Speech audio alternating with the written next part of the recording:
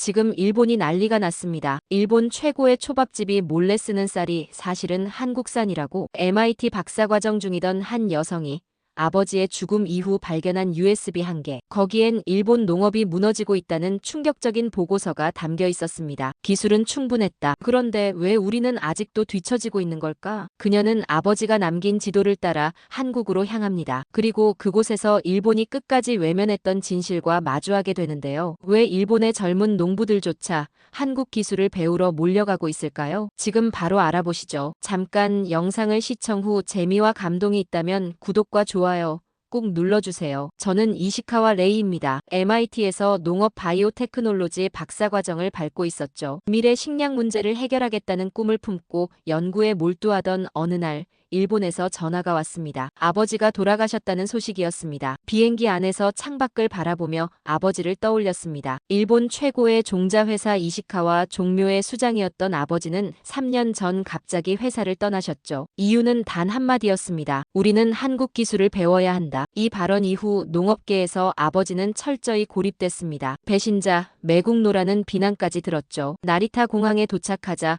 어머니가 기다리고 계셨습니다. 눈물로 얼룩진 얼굴로 저를 안아주셨죠. 아버지는 끝까지 당신이 자랑스럽다고 하셨어. 집으로 향하는 차 안에서 어머니가 말씀하셨습니다. 심장마비였대. 갑작스러웠지만 고통은 없었을 거야. 장례식은 조용했습니다. 농업계 인사들은 거의 오지 않았고 몇몇 오래된 친구들만이 자리를 지켰죠. 한때 일본 농업의 선두주자였던 분이 이렇게 쓸쓸히 떠나다니 가슴이 무너지는 기분이었습니다. 장례식이 끝난 후 아버지의 서재를 정리하게 됐습니다. 책장과 서류 사이에서 낡은 나무 상자를 발견했죠. 열어보니 한 장의 지도와 봉인된 USB가 들어있었습니다. 지도에는 한국의 여러 지역이 빨간색으로 표시되어 있었고 메모가 적혀 있었습니다. 레이에게 진실을 찾으려면 이 길을 따라가라. 손이 떨렸습니다. USB를 노트북에 연결했죠. 비밀번호가 필요했습니다. 어떤 번호일까 고민하다 어머니의 생일을 입력했습니다. 틀렸습니다. 제 생일도 아니었죠. 문득 떠오른 생각.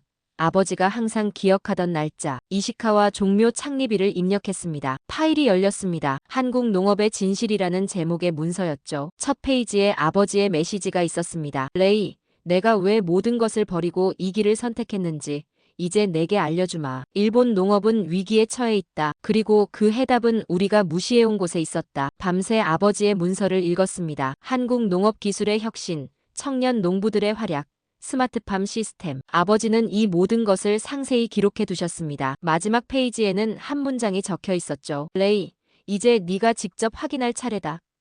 창밖을 바라봤습니다. 도쿄의 밤하늘에 별이 보였습니다. 아버지는 왜 끝까지 한국을 향해 갔던 걸까요? 이 질문의 답을 찾기 위해 저는 아버지의 지도를 따라가기로 결심했습니다. 일본 농업의 미래를 위해 그리고 아버지의 명예를 위해서라도 진실을 찾아야 했습니다. 다음 날 아침 어머니에게 말했습니다. 아버지가 남긴 것을 확인하러 가야 해요. 어머니는 잠시 침묵하다 고개를 끄덕이셨죠. 내 아버지는 항상 옳았어. 그저 세상이 그를 따라가지 못했을 뿐이야. 아버지의 메모에는 첫 번째로 방문할 곳이 나와 있었습니다. 긴자에 있는 스시 요시카와였죠. 유명한 초밥집이라는 건 알고 있었지만 아버지가 왜 이곳을 지목했는지는 의문이었습니다. 메모에는 단 한 줄만 적혀 있었습니다. 주방장 요시카와를 만나라. 그가 첫 번째 단서를 가지고 있다. 그날 저녁 긴자의 번화가를 걸어 스시 요시카와에 도착했습니다. 평일 저녁인데도 사람들로 붐볐죠. 안으로 들어가자 50대 중반의 주방장이 저를 보고 잠시 멈칫했습니다. 이시카와 씨의 따님이군요. 기다리고 있었습니다. 카운터에 앉았습니다. 요시카와 주방장은 능숙한 손놀림으로 초밥을 만들기 시작했죠. 아버님과는 20년 지기 친구였습니다. 마지막으로 만난 건 6개월 전이었죠. 첫 번째 초밥을 내밀며 말했습니다. 이건 일본 니가타현산 고시히카리로 만든 겁니다. 한번 맛보세요. 입에 넣자 익숙한 맛이 퍼졌습니다. 부드러운 식감, 은은한 단맛, 일본 최고급 쌀의 맛이었죠. 요시카와 주방장이 두 번째 접시를 내밀었습니다. 이번엔 다른 쌀로 만든 겁니다. 차이를 느껴보세요. 두 번째 초밥을 먹는 순간 놀라움을 감출 수 없었습니다. 쌀의 찰기가 더 강했고 단맛이 깊었습니다. 무엇보다 생선의 맛을 더 돋보이게 했죠. 이건 무슨 쌀인가요? 요시카와 주방장이 주위를 살피더니 목소리를 낮췄습니다. 한국 임금님표 경기미입니다. 사실 1년 전 실수로 배달된 거였습니다. 반품하려다 호기심에 한번 사용해봤죠. 그런데 그는 말을 잠시 멈추었습니다. 그런데요?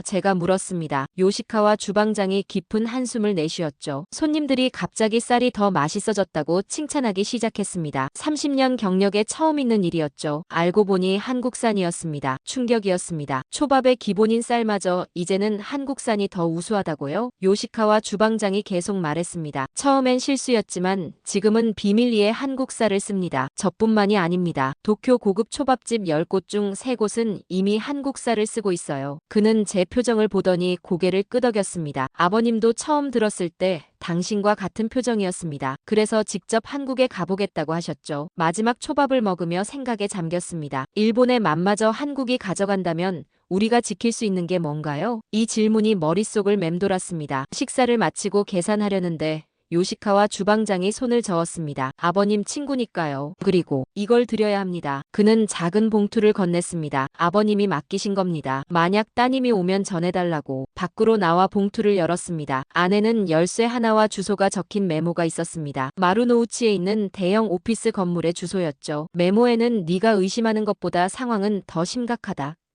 이 열쇠로 더 큰 진실을 찾아라라고 적혀 있었습니다. 택시를 타고 돌아오는 길.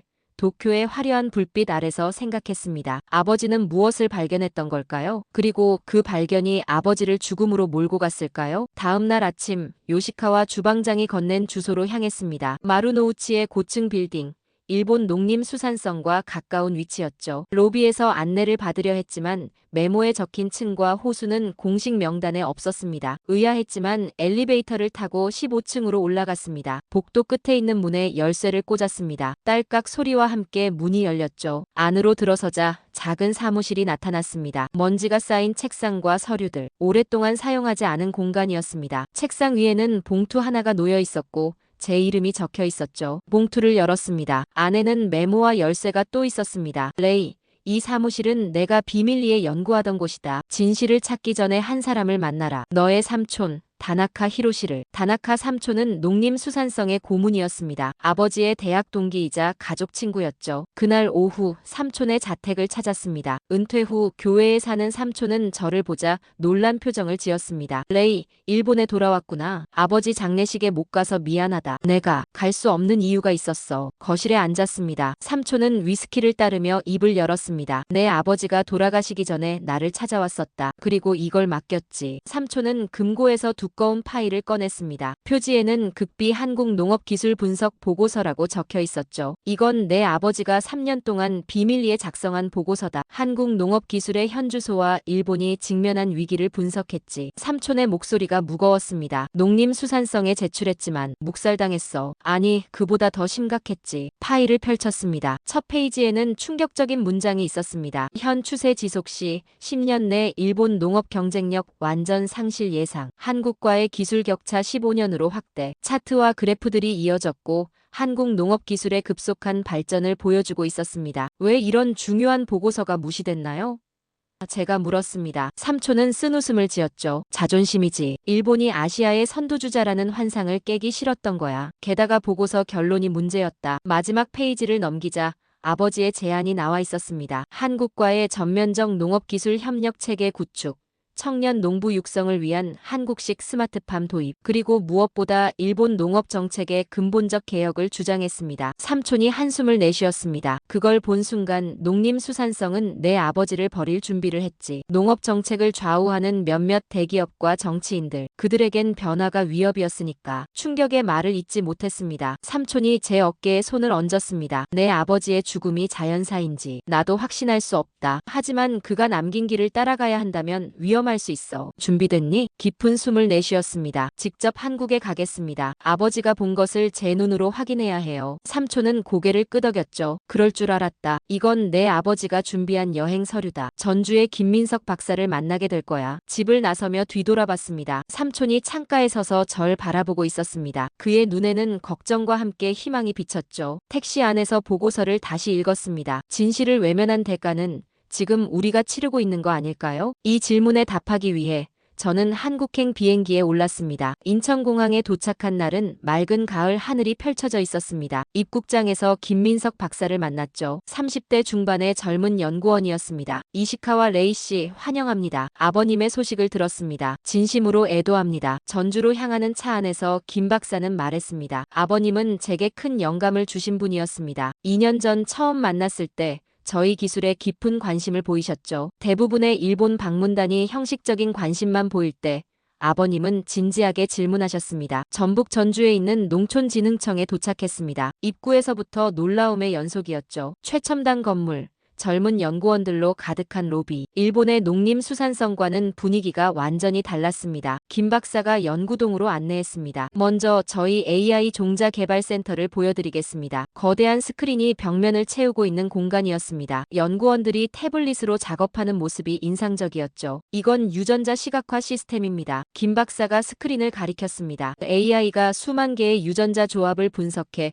최적의 품종을 제안합니다. 기존에는 10년 걸리던 신품종 개발이 3년으로 단축됐죠. 놀라움을 감출 수 없었습니다. 일본에서는 아직도 전통적인 교배 방식으로 품종을 개발하고 있었으니까요. 이 시스템은 언제부터 사용했나요? 5년 전부터입니다. 처음엔 저항도 있었지만 성과가 나오자 모두가 지지하기 시작했죠. 일본에서는 아직도 전통적인 교배 방식으로 품종을 개발하고 있었으니까요. 다음으로 본 것은 더 충격적이었습니다. 드론 관제센터였습니다. 대형 모니터 앞에서 젊은 직원들이 농업용 드론을 조종하고 있었죠. 전국 농경지의 70%를 드론으로 관리합니다. 작물 상태를 점검하고 필요한 곳에 정밀 살포도 하죠. 창밖으로 보이는 논에는 로봇이 움직이고 있었습니다. 저건 자율주행 이양기입니다. GPS와 센서로 최적의 간격을 유지하며 모종을 심죠. 인력이 90% 절감됐습니다. 점심 식사 후 데이터 센터로 이동했습니다. 이곳이 가장 인상적이었죠. 이건 농업 통합 데이터 플랫폼입니다. 김 박사가 자랑스럽게 소개했습니다. 전국 9,000개 스마트팜의 데이터가 실시간으로 수집됩니다. 기후,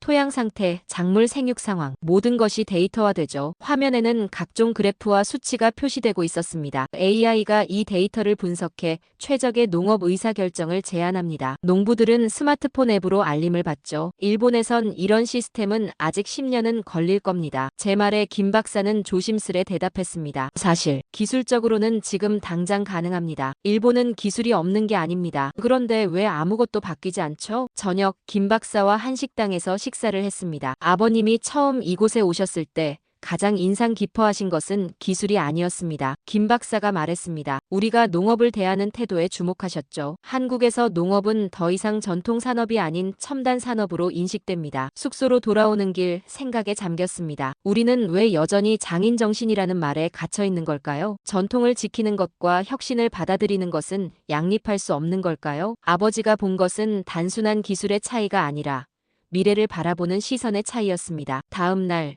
김 박사는 저를 전남 고흥의 스마트팜 밸리로 안내했습니다. 2시간가량 차를 타고 도착한 곳은 마치 미래도시처럼 보였습니다.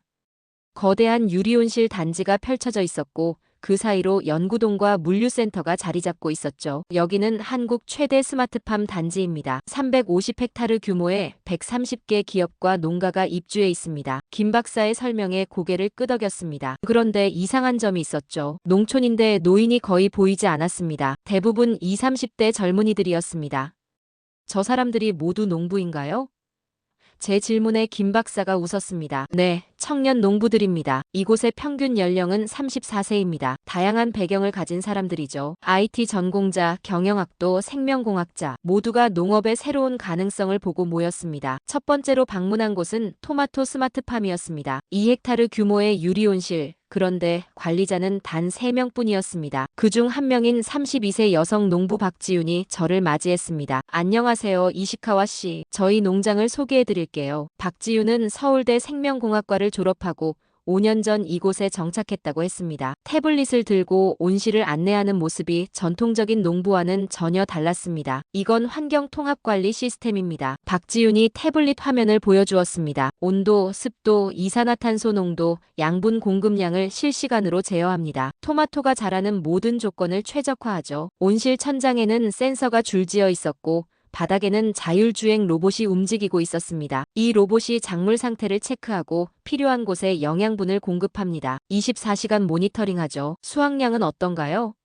제가 물었습니다. 박지윤은 자신있게 대답했습니다. 일반 농법보다 3.5배 많습니다. 게다가 연중 생산이 가능하죠. 계절에 상관없이 안정적인 수입이 생깁니다. 다음으로 방문한 곳은 딸기 농장이었습니다. 28세 청년 농부 이현우가 운영하고 있었죠. 사회학을 전공하다 농업으로 진로를 바꿨다고 합니다. 대학 때 식량 안보에 관심이 생겼어요. 우리 세대가 먹거리 문제를 해결해야 한다고 생각했죠. 이현우의 농장은 특별했습니다. 태양광 패널이 온실 지붕에 설치되어 있었고 빗물 재활용 시스템까지 갖추고 있었죠. 저희는 탄소 중립 농업을 지향합니다. 환경 친화적이면서도 수익성이 높은 모델을 만들고 있어요. 점심시간 청년 농부들과 함께 식사를 했습니다. 그들의 이야기는 신선한 충격이었습니다. 농업을 낡은 산업이 아닌 미래 산업으로 보고 있었죠. 우리는 땅을 파는 게 아니라 미래를 디자인해요. 박지윤의 말이 가슴에 와닿았습니다. 오후에는 청년 농부 창업 지원센터를 방문했습니다. 30여 명의 젊은이들이 교육을 받고 있었죠. 매년 1,500명의 청년이 농업 창업 교육을 받습니다. 경쟁률이 6대1이죠.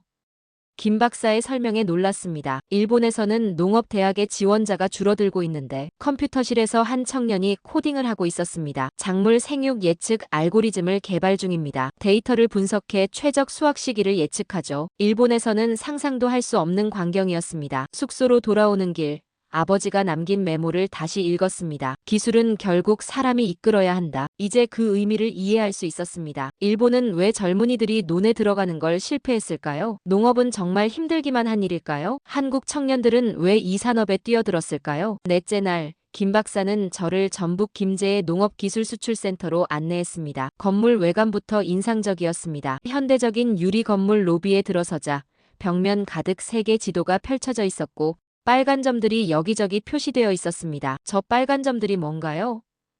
제 질문에 김 박사가 미소를 지었습니다. 한국 농업기술이 수출된 국가들입니다. 현재 43개국 127개 프로젝트가 진행 중이죠. 믿기지 않았습니다. 일본도 농업기술을 수출하지만 주로 동남아시아에 한정되어 있었죠. 그런데 지도를 보니 유럽, 중동, 아프리카, 남미까지 전 세계에 한국 기술이 퍼져 있었습니다. 센터장 윤태호 박사가 저를 반갑게 맞이했습니다. 이시카와 씨 환영합니다. 아버님의 소식을 들었습니다. 진심으로 애도합니다. 아버님께 많은 영감을 받았어요. 로비 한쪽에 마련된 회의실로 안내받았습니다. 윤 박사가 프레젠테이션을 시작했죠. 저희 센터는 10년 전 설립됐습니다. 처음에는 단순한 농업기술 컨설팅으로 시작했지만 지금은 종합적인 농업 시스템 수출로 발전했습니다. 대형 스크린의 첫 번째 프로젝트가 나타났습니다. 사막 한가운데 있는 거대한 온실 단지였죠. 이곳은 사우디아라비아 리야드 근교입니다. 킹살만 식량안보 프로젝트로 알려진 15억 달러 규모의 사업이죠. 한국형 스마트팜 시스템을 도입해 사막에서 채소를 재배합니다. 다음 영상은 눈 덮인 북유럽이었습니다. 핀란드 로바니에미 지역입니다. 영하 30도 환경에서도 작물을 재배하는 기술을 전수했습니다. 현재 현지 딸기 생산량의 60%를 담당하고 있죠. 놀라운 프로젝트들이 계속 소개됐습니다. 아프리카 르완다의 수직 농장, 칠레 건조지대의 스마트 관계 시스템, 독일의 도시농업 프로젝트 모두 한국 기술이 적용된 사례였습니다. 최근에는 호주와 90억 달러 규모의 계약을 체결했습니다. 기후변화로 인한 가뭄 대응 농업 시스템 구축이죠. 윤 박사의 말에 고개를 끄덕였습니다. 갑자기 한 사진이 눈에 들어왔습니다. 동양인들이 한국 연구원에게 교육받는 모습이었죠. 자세히 보니 일본인처럼 보였습니다. 저 사람들은 윤 박사가 잠시 망설이다 대답했습니다. 실은 일본 농업 기업 소속 연구원들입니다. 작년부터 비공식 기술 교류를 하고 있습니다. 충격이었습니다. 일본 기업이 한국의 기술을 배우러 온다고요? 윤 박사가 말을 이었습니다. 사실 더 놀라운 사실이 있습니다. 아버님의 제자들도 여기 와 있습니다. 야마다 씨와 스즈키 씨. 숨이 멎는 것 같았습니다. 그들은 아버지의 가장 총애하던 제자들이었습니다. 그들이 여기서 뭘 하고 있는 거죠? 윤 박사는 조심스럽게 말했습니다. 두 분 다 작년에 한국 기업에 영입됐습니다. 야마다 씨는 지금 베트남 프로젝트 책임자고 스즈키 씨는 저희 연구소 자문위원입니다. 회의실에서 나와 국제협력실을 방문했습니다. 그곳에는 세계 각국에서 온 연수생들이 있었습니다. 독일, 이스라엘, 네덜란드, 농업 선진국들의 젊은 연구원들이 한국에서 기술을 배우고 있었습니다. 인상 깊었던 것은 그들의 태도였습니다. 경쟁자가 아닌 동반자로서 한국 기술을 배우고 있었죠. 우리는 국가 간 경쟁보다 협력이 중요하다고 생각합니다. 세계 식량 문제는 함께 해결해야 하니까요. 윤 박사의 말이 가슴에 와닿았습니다. 그날 저녁 호텔로 돌아오는 길에 생각했습니다. 일본이 인정하지 않는 걸 세계는 왜 배워가고 있을까요? 아버지가 보고자 했던 것도 이런 모습이었을까요? 다섯째 날, 한국 일정의 마지막 날이었습니다. 김 박사가 특별한 제안을 했습니다. 오늘은 전주 한옥마을을 방문해보는 게 어떨까요? 기술만으론 한국을 다 이해할 수 없으니까요. 전주 한옥마을은 한국 전통가옥 700여 채가 보존된 지역이었습니다. 아침 일찍 도착했는데도 관광객들로 붐볐습니다. 외국인들도 많았죠. 김 박사가 전통 찻집으로 저를 안내했습니다. 이곳은 100년 넘은 한옥입니다. 전통차를 맛보실 수 있어요. 마당에 있는 아름다운 한옥에 들어서자 한복 입은 여성이 우리를 맞이했습니다. 나무 테이블에 앉아 연꽃차를 주문했습니다. 차를 마시며 한옥의 구조를 살펴봤습니다. 곡선의 기와 지붕, 나무 기둥, 문살 사이로 들어오는 빛. 일본 전통 가옥과 비슷하면서도 달랐습니다. 한국 건축도 자연과의 조화를 중시하네요. 제 말에 김 박사가 고개를 끄덕였습니다. 맞습니다. 자연을 거스르지 않고 받아들이는 철학이 건축에도 녹아있죠. 그건 농업도 마찬가지입니다. 차를 마신 후 마을을 산책했습니다. 그러다 한 건물 앞에 멈췄습니다. 일제강점기 역사관이라는 간판이 걸려 있었죠. 김 박사가 물었습니다. 들어가 보실래요?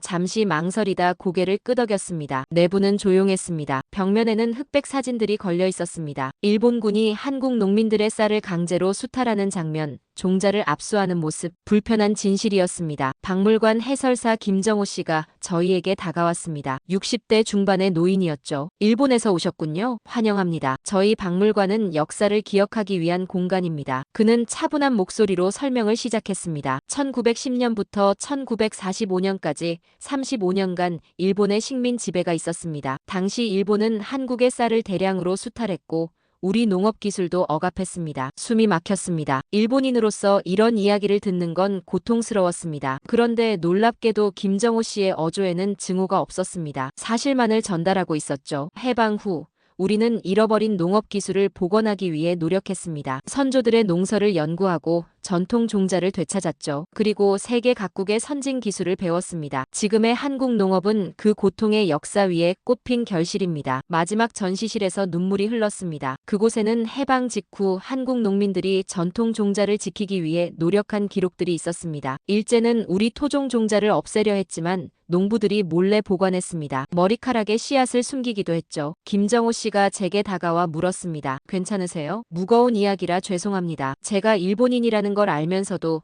그의 목소리에는 미움이 없었습니다. 저는 이런 역사를 몰랐습니다. 제 말에 김정호 씨는 미소를 지었습니다. 우리는 역사를 기억하지만 증오하진 않습니다. 과거에 머물기보다 미래를 함께 만들어가는 것이 중요하니까요. 그의 다음 말에 더 큰 충격을 받았습니다. 사실 저는 당신 아버님을 만난 적이 있습니다. 3년 전 이곳에 오셨을 때 같은 질문을 하셨죠. 어떻게 이런 아픔을 극복할 수 있었는지 눈물을 참으며 물었습니다. 그래서 뭐라고 대답하셨나요?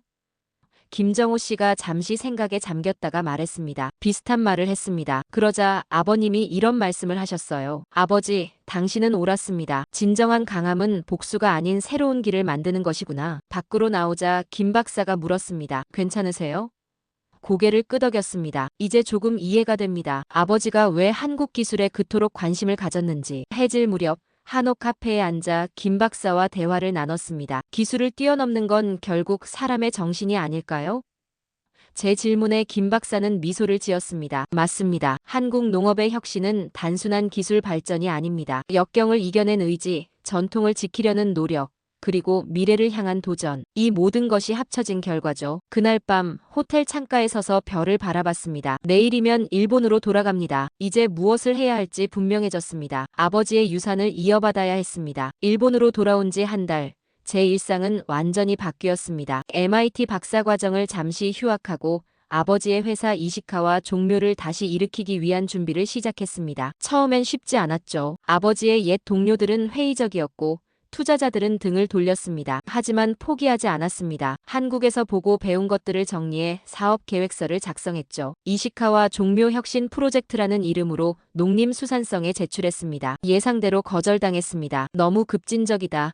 일본 농업의 전통을 무시한다는 이유였죠. 좌절하는 대신 다른 길을 찾았습니다. 아버지의 옛 제자들 중 몇몇을 만났고 한국에서 일하고 있던 야마다와 스즈키도 돌아와 합류했습니다. 함께 소규모 스마트팜 테스트베드를 시작했죠. 가나가와현 외곽의 작은 농장이었습니다. 일은 순조롭게 진행되지 않았습니다. 기술적 문제도 있었고 자금 부족도 심각했습니다. 가장 큰 문제는 일본 농업계의 무관심이었죠. 한 농업 전문지는 저희를 한국 기술에 현혹된 배신자들이라고 비난하기도 했습니다. 그러던 어느 날 뜻밖의 연락을 받았습니다. TED 도쿄 행사에 연사로 초청받았죠. 주제는 일본 농업의 미래였습니다. 망설임 없이 수락했습니다. 이것이야말로 일본 사회에 경종을 울릴 기회였습니다. 준비에 모든 것을 쏟아부었습니다. 한국에서 가져온 자료, 아버지의 보고서, 저희 테스트베드의 데이터, 모든 것을 분석하고 정리했습니다. 연설문을 쓰고 또 썼죠. 무대에 설 날 손이 떨렸습니다. 하지만 아버지를 생각하며 용기를 냈습니다. 저는 이시카와 레이입니다. MIT 농업 바이오테크놀로지 박사과정생이자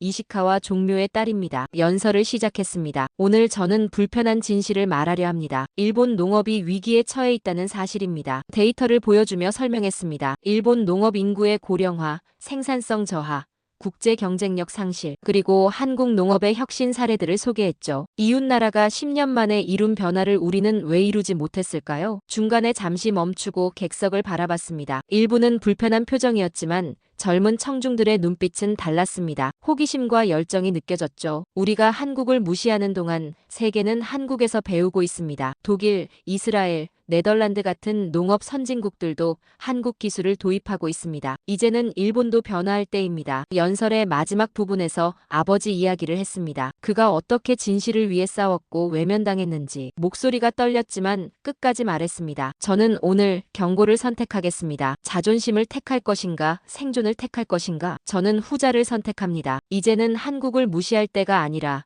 배우고 협력할 때입니다. 우리의 전통과 첨단 기술을 결합해 새로운 일본 농업을 만들어야 합니다. 연설이 끝나자 기대와 달리 큰 박수가 터졌습니다. 특히 젊은 청중들의 반응이 뜨거웠죠. 무대 아래로 내려오자 많은 사람들이 다가왔습니다. 대학생, 젊은 농부, 스타트업 창업자들, 그들은 모두 변화를 원했습니다. 연설 영상은 온라인에서 빠르게 퍼졌습니다. 24시간 만에 100만 뷰를 기록했고 주요 언론에서도 다루기 시작했습니다. 물론 비판도 많았습니다. 일본을 모욕했다, 애국심이 부족하다는 공격도 받았습니다. 하지만 더 중요한 변화가 시작됐습니다. 제 연설 일주일 후 한 대형 벤처캐피털에서 연락이 왔습니다. 이시카와 종묘의 스마트팜 프로젝트에 투자하겠다는 제안이었죠. 이어서 농업대학의 젊은 교수들, 기술 스타트업들이 협력을 제안했습니다. 가장 감동적인 일은 한 어르신의 방문이었습니다. 80대의 고령 농부였는데 3시간을 달려와 저를 만났습니다. 내 손주가 당신 영상을 보여줬네. 60년 농사 짓는 동안 변화를 거부했지만 이제는 배울 준비가 됐네. 오늘도 전화가 끊이지 않습니다. 인터뷰 요청, 강연 제안, 협력 문의. 이제 이시카와 스마트팜 이니셔티브는 30명의 팀으로 성장했습니다. 내년에는 100헥타르 규모의 실증단지를 열 계획입니다. 아버지의 사진을 바라봅니다. 아버지, 당신이 시작한 일을 제가 이어가고 있습니다. 어렵지만 가치 있는 일이라는 걸 알아요. 창밖으로 햇살이 비칩니다. 새로운 시대가 오고 있습니다. 자존심을 택할 것인가, 생존을 택할 것인가? 저는 이미 제 선택을 했습니다. 오늘의 사연은 어떠셨나요? 재미와 감동이 있었다면 구독과 좋아요 부탁드립니다. 감사합니다.